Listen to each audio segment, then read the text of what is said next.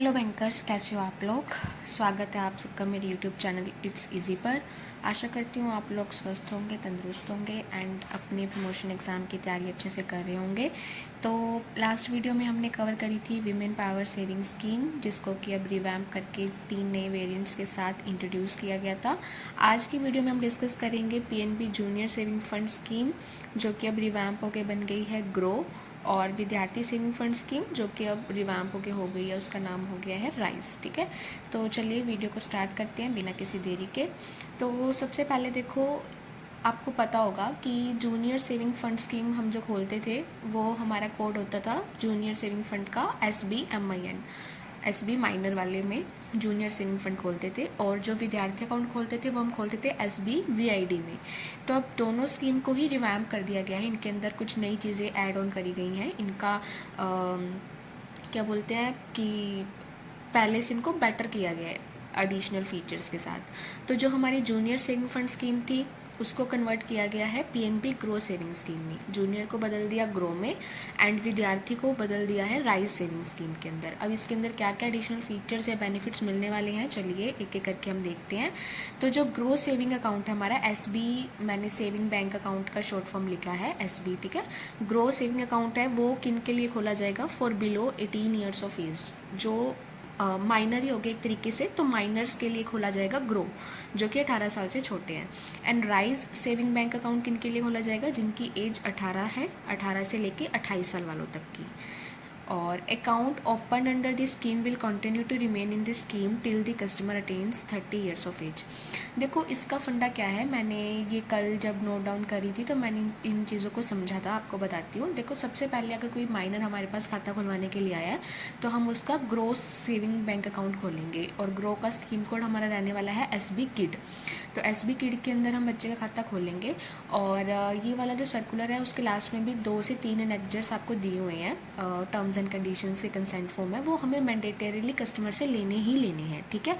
तो जब हमने ग्रो में अकाउंट ओपन किया तो एक एनेक्जर हम लेंगे जिसमें वो जो कस्टमर है हमारा माइनर है वो साइन करके दे रहा है, और वो कह रहा है कि जब मेरी एज 18 ईयर्स हो जाएगी तब मैं आपको कंसेंट देता हूँ कि आप मेरा अकाउंट जो है वो राइज सेविंग बैंक अकाउंट के अंदर, स्कीम के अंदर आप कन्वर्ट कर दें, ठीक है। तो हमने किसी बच्चे का खाता खोला माइनर का ग्रो के अंदर, जैसे ही वो 18 साल का हुआ उसका अकाउंट कन्वर्ट होके rise saving bank account scheme में आ जाएगा। और rise saving bank account scheme में आने के बाद जब वो 30 साल का हो जाएगा, जब उसकी एज 30 साल हो जाएगी तब उसका अकाउंट जनरल कैटेगरी में कन्वर्ट हो जाएगा। यानी कि ये वाले जो बेनिफिट्स है ग्रो राइज के, वो 30 साल तक की एज तक ले सकता है। जैसे ही वो 30 साल का पूरा होता है, उसकी एज, डेट ऑफ बर्थ हमारे CBS में 30 साल की हो जाती है, वो 30 साल का हो जाता है, उसके बाद उसको ये जो फ्रीबीज हैं, कंसेशंस है जो उसको इस स्कीम में मिल रहे थे वो मिलने बंद हो जाएंगे, और उसका अकाउंट जनरल कैटेगरी के अकाउंट में कन्वर्ट हो जाएगा, ठीक है। तो ग्रो वाले का खाता माइनर बच्चों का खुलेगा 18 साल से छोटे, राइज के अंदर आप खोल सकते हो 18 साल से लेकर 28 साल तक, लेकिन उसको ये सारे बेनिफिट्स कब तक मिलेंगे, जब तक वो 30 साल का नहीं हो जाता। जैसे ही 30 साल का होगा उसका अकाउंट जनरल कैटेगरी में कन्वर्ट हो जाएगा। आई थिंक अब आपको कोई डाउट नहीं रह गया होगा दोनों स्कीम के अंदर, ठीक है। नेक्स्ट देखते हैं। अब उस सर्कुलर में बताया गया है कि पहले जब हमारा जो विद्यार्थी स्कीम थी, विद्यार्थी स्कीम के अंदर जो हम खाते खोल रहे थे उसमें हम कुछ एक कंसेशंस दे रहे थे। वो कंसेशन कौन कौन सी हैं वो पढ़ लेते हैं, और वो कंसेशंस इस स्कीम में भी कंटिन्यू रहने वाली हैं, ठीक है। तो no condition of maintenance of minimum balance, minimum balance कोई मेंटेन नहीं करना। तो यस, ये बिल्कुल ट्रू है, आगे भी आपको पता लग जाएगा। ना तो ग्रो के अंदर ना ही राइज के अंदर आपको कुछ भी मिनिमम एवरेज बैलेंस मेंटेन नहीं करना, ठीक है, नील है इसके अंदर। और ए में लिखा हुआ है, ए पॉइंट में, इशुएंस कैंसिलेशन रीवैलिडेशन ऑफ DD, कि अगर हम DD इशू करते हैं, कैंसिल करते हैं या रीवैलिडेट करते हैं एजुकेशनल पर्पज से, अगर वो बनाया गया है तो उस पर हम चार्ज लगा देते हैं 20 पर इंस्ट्रूमेंट। अगर आपने अपने बैंक के जो चार्जेस वगैरह देख रखे हैं तब आपको पता होगा कि फ़िलहाल जो रिवाइज चार्जेस आए थे उसमें हम DD का कैसे ले रहे थे। DD का कुछ ऐसे था 0.40% ऑफ DD की अमाउंट, DD की अमाउंट का 0.40% हम DD का चार्ज ले रहे थे। बट अगर उसका विद्यार्थी के अंदर खाता था या सेविंग जूनियर वाला था तो उसमें लिखा हुआ है कि उसमें हम चार्ज लेते थे DD बनाने के, अगर एजुकेशनल पर्पज से बनाया गया है तो 20 पर इंस्ट्रूमेंट लेते थे। और अटेस्टेशन और सर्टिफिकेट को कोई सर्टिफिकेट इशू कर रहे हैं या कुछ अटेस्ट करके दे रहे हैं स्टूडेंट अकाउंट में, तो उसके भी हम कोई सर्विस चार्जेस नहीं लेते थे। तो ये कंसेशन हम पहले जूनियर सेविंग फंड में या फिर विद्यार्थी में दे रहे थे, और इसको हम आगे भी कंटिन्यू करने वाले हैं। नेक्स्ट मैंने जो नोट डाउन किया हुआ है वो है terms and conditions cum consent form to be obtained from customer mandatorily. तो ये लेना ही लेना है। 2 से 3 एनेक्जर है। एक जो पहले मान लो विद्यार्थी में खुला हुआ, अब हमें स्कीम कन्वर्ट करनी है तो वो वाला तो अलग रह गया, बाकी 3 आई थिंक 3 है, तो वो तीनों हमें लेने कस्टमर से अकाउंट ओपनिंग के टाइम पे ज़रूरी है। नेक्स्ट इंपॉर्टेंट चीज़ क्या है, ऑक्यूपेशन कोड। मतलब किसी भी स्टूडेंट को इन आगे जो हम कंसेशंस पढ़ने वाले हैं उनका बेनिफिट तभी मिलेगा जब उसका ऑक्यूपेशन कोड स्टूडेंट डला होगा, और इसका जो कोड है वो है STUDT। तो जब ये स्टूडेंट कोड डला होगा ऑक्यूपेशन में तभी उसको ये बेनिफिट मिलेंगे। अगर हमने मान लो गलती से कुछ और फिल कर दिया तो फिर हो सकता है कि सिस्टम उसको वो चीज़ें पास ऑन ना करे, बेनिफिट्स पास ऑन ना करे। नेक्स्ट है benefits will be automatically withdrawn from the account with prior 1 month intimation to the customer before attaining the age of 30 years. तो जैसे कि हमने पहले ही इसको क्लियर किया है कि जैसे ही कस्टमर 30 साल की एज का हो जाएगा उसको ये बेनिफिट्स मिलने बंद हो जाएंगे, बट इसका भी उसे 1 महीने पहले नोटिस जाएगा कि अब आपकी एज इतनी होने वाली है तो आपको बेनिफिट्स नहीं मिलेंगे, आपका अकाउंट जो है वो जनरल कैटेगरी में कन्वर्ट होने वाला है। तो ये मैंने इस पर्पज़ से यहाँ पे नोट डाउन किया है कि आपको उस पीरियड का पता हो कि कितने महीने पहले नोटिस जाएगा, तो 1 महीने पहले नोटिस जाएगा। ठीक है। नेक्स्ट अब ग्रो राइज के बारे में देख लेते हैं, स्कीम कोड देख लेते हैं। ग्रो का है SB किड, मैंने बताई दिया आपको। राइज में 2 हैं, एक पहला है SBRIS। देखो सेविंग बैंक की जो स्कीम्स होती हैं SB लगेगा ही लगेगा। ग्रो वाले का किड है, और क्योंकि उसमें मान लो माइनर का या बच्चे का खोल रहे हैं तो बच्चे को किड ही बोलते हैं, तो किड हो गया। राइज के पहले 3 लेटर आ गए RIS। ठीक है। और जो नीचे वाला है उसमें कस्टमाइज अकाउंट नंबर की फैसिलिटी दी गई है कस्टमर को, अगर वो रिक्वेस्ट करते हैं कि उसके कस्टमाइज अकाउंट नंबर चाहिए। तो RIS पहले, मतलब अगर नॉर्मल खुलवा रहा है तो SBRIS है, अगर उसे कस्टमाइज चाहिए तो RI रखा ही रखा है, कस्टमाइज का C ले लिया, SBRIC। ठीक है। एलिजिबिलिटी, तो एलिजिबिलिटी वही है, ग्रो के अंदर 18 साल से छोटा, और दूसरा हमारा राइज के अंदर 18 से 28 साल वाला। अब इसके अंदर ग्रो वाले के अंदर ब्रैकेट में क्या चीज़ लिखी हुई है कि अगर तो वो 10 साल से छोटा है तो उसका गार्जियन ऑपरेटेड अकाउंट ही ओपन होगा, बट अगर कस्टमर की एज 10 साल से ज़्यादा है तब वो ग्रो स्कीम के अंदर सेल्फ ऑपरेटेड अकाउंट भी ओपन करवा सकता है। ठीक है। मिनिमम बैलेंस रिक्वायरमेंट नील आ गया, ओके। डेबिट कार्ड का देखो ग्रो में इशुएंस फ्री है और राइज में भी इशुएंस फ्री है। AMC की बात करें अगर हम, AMC ग्रो की देखो पहले, waived if yearly average of 5000 is maintained. तो AMC डेबिट कार्ड की वेव हो जाएगी अगर ग्रो अकाउंट के अंदर ईयरली एवरेज बैलेंस 5000 का मेंटेन होता है तो। और दूसरी तरफ अगर हम उसकी बात करें राइज की AMC डेबिट कार्ड में, तो waived if transaction of ₹50,000 on e-commerce और POS is done in the last calendar year, और if yearly average balance of ₹10,000 is maintain. देखो एक कंडीशन पहले ये लास्ट वाली समझो, AMC वेव कब होगी, या तो आपने राइज अकाउंट के अंदर ईयरली एवरेज बैलेंस मेंटेन किया है 10,000 रुपये का, या तो एक कंडीशन आप ये सेटिस्फाई कर दो, या फिर आपने डेबिट कार्ड का इस्तेमाल करके ई-कॉमर्स या POS से 50,000 रुपये की ट्रांजैक्शन कर ली है पिछले कैलेंडर ईयर में। अगर अब 2025 चल रहा है तो सपोज़ किसी ने अगर 2024 जनवरी से लेकर दिसंबर तक ई-कॉमर्स और POS की ट्रांजैक्शन कर ली 50,000 रुपये की, कभी 10,000 का कुछ परचेज़ किया, कभी 5,000 का कुछ परचेज़ किया, ऐसे करके टोटल 50,000 रुपये की ट्रांजैक्शन हो गई है ई-कॉमर्स या POS पे पिछले कैलेंडर ईयर में, तो भी आपकी AMC वे हो जाएगी। नहीं तो अगर आप अपने खाते में ईयरली एवरेज बैलेंस 10,000 रुपये का मेंटेन कर लेते हो तब भी आपको डेबिट कार्ड की AMC नहीं लगेगी। अदरवाइज आपको AMC लगेगी, और वो कितनी होगी ये आपको नेक्स्ट आगे पता चलेगा। अब है डेबिट कार्ड की लिमिट्स। तो जो ग्रो के अंदर आपका डेबिट कार्ड इशू होगा उससे आप कैश विड्रॉल कर सकते हो 10,000 रुपये पर डे। अगर आपको ध्यान में आ रहा हो तो जब हमने SB मिन स्कीम पढ़ी थी जूनियर सेविंग फंड वाली पढ़ी थी, तो उसके अंदर भी लिखा हुआ था कि जो डेबिट कार्ड इस स्कीम में इशू होगा उससे कैश विड्रॉल 10,000 ही हो सकता है पर डे का, ठीक है। एंड पीओएस और ई कॉमर्स की कंबाइंड लिमिट इसमें 10,000 ही दी है। विड्रॉल भी 10,000 दे रखा है, पीओएस और ई कॉमर्स भी 10,000 दे रखा है। कॉन्टैक्टलेस ट्रांजेक्शन आपको 5,000 पर डे की। कॉन्टैक्टलेस कौन सी होती है? जब आप वेव एंड पे वाला फीचर यूज़ करते हो कार्ड का, मतलब कि कार्ड को बिना स्वाइप किए पीओएस मशीन से 5 सेंटीमीटर के एरिया में लाके आप टैप कर देते हो, तो उससे आपके 5,000 तक की पेमेंट हो जाती है बिना पिन लगाए, सिर्फ ओटीपी बता के, ठीक है।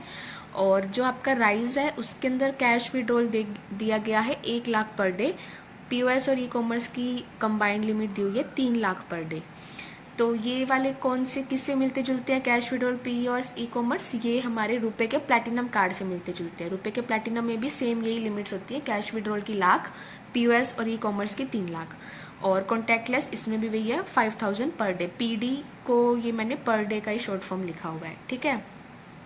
नेक्स्ट हमारे पास पॉइंट था लॉयल्टी रिवॉर्ड्स का। तो ये पॉइंट मेरे को एग्जाम के पॉइंट ऑफ व्यू से भी नहीं अच्छा लगा, और वैसे अगर हमें कस्टमर अट्रैक्ट करना हो इस स्कीम में खाता खोलने के लिए, तब भी मुझे नहीं लगता कि हम इसको मतलब अपने दिमाग में याद रख के और कस्टमर को बता पाएंगे। इसको हमें कहीं लिख के ही, लिखा हुआ देख के ही बताना पड़ेगा अगर बताएं तो। और एग्जाम पॉइंट ऑफ व्यू से भी मुझे इंपॉर्टेंट नहीं लगा ये। बाकी फिर भी अगर आपको देखना हो तो आप देख सकते हो। इसके अंदर है क्या, मोटा मोटा मैं बता देती हूँ। इसमें ये बताया कि आपने जैसे फर्स्ट टाइम अकाउंट एक्टिवेट कराया तब आपको 1000 पॉइंट मिलेंगे। फिर आपने कुछ बर्थडे मंथ में कुछ परचेज़ किया तो सपोज़ आपको 400 पॉइंट्स मिल रहे हैं। आपने कुछ इस वेबसाइट से परचेज़ कर लिया तब आपको इतना पॉइंट मिल रहे हैं, और फिर उस पॉइंट को आप रिडीम कर सकते हो या तो शॉपिंग में, या फिर कैश भी आई थिंक मिल जाएगा, रिडीम कर सकते हो आप इसमें। तो ये चीज़ें बताई गई थी इसके अंदर। नेक्स्ट पॉइंट है एजुकेशन लोन चार्जेस। तो इसको भी आई थिंक नहीं है नीड देखने की कि कितने चार्जेस लगेंगे अगर इस स्कीम में खाता खुला हुआ है, तो कुछ कंसेशन मिलेगी या नहीं मिलेगी प्रोसेसिंग फ़ीस और डॉक्यूमेंटेशन फ़ीस पे। तो अगर आप देखना चाहो तो आप देख सकते हो, बट मेरे अकॉर्डिंग ये नहीं इतना देखने की ज़रूरत पड़ेगी, इस टाइप का कुछ क्वेश्चन नहीं आएगा। नेक्स्ट है कस्टमाइज अकाउंट नंबर। तो ये तो अभी ऊपर हम देख के ही आए हैं कि सिर्फ राइस के अंदर कस्टमाइज अकाउंट नंबर देने की फैसिलिटी थी, और उसके लिए स्कीम कोड था SBRIC। तो ग्रो में तो अवेलेबल नहीं है, राइस में अवेलेबल है। नेक्स्ट है चेकबुक। ग्रो में आपको मिलती है चेक लीव्स 25 साल की फ्री, और आपका जो राइस है इसके अंदर आपको अनलिमिटेड फ्री मिल रही है, ठीक है। नेफ्ट RTGS की बात करें तो दोनों के अंदर ही ऑनलाइन फ्री है, यानी कि अगर ब्रांच से करवाता है कोई स्टूडेंट, कोई माइनर, तो फिर उसको चार्जेस लगेंगे, एप्लीकेबल चार्जेस होंगे। नेक्स्ट है DD इशुएंस। DD इशुएंस दोनों में ही फ्री लिखा गया है। अब ये थोड़ा सा जब हम करेंगे तब हमें पता लगेगा एक्चुअल में कि वो 20 पर इंस्ट्रूमेंट वाला एप्लीकेबल हो रहा है चार्ज या नहीं हो रहा है, या फिर बिल्कुल ही फ्री दिया जा रहा है दोनों स्कीम्स के अंदर। नेक्स्ट है SMS चार्जेस। तो SMS चार्जेस भी दोनों स्कीम्स के अंदर ग्रो राइज में नील ही है। देन है account statement charges, nil in case customer request for statement through M banking, I banking और थ्रू ईमेल। देखो, अगर अकाउंट स्टेटमेंट कस्टमर ने रिक्वेस्ट किया मोबाइल बैंकिंग से, इंटरनेट बैंकिंग से या फिर ईमेल से, तो आपको अकाउंट स्टेटमेंट चार्जेस नहीं लगेंगे। यानी कि अगर वो फिजिकल निकलवाने आता है, फिजिकली निकलवाएगा, फिर उसको चार्जेस लगेंगे ही लगेंगे, ठीक है।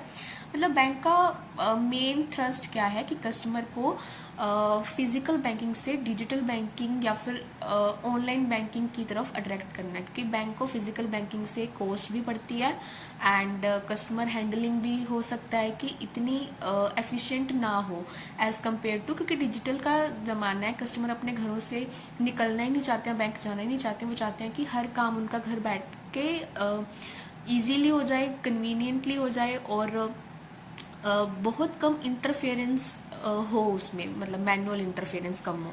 तो उसका सबसे बेस्ट सॉल्यूशन डिजिटल ही है, इसीलिए बैंक प्रमोट कर रहा है डिजिटल को।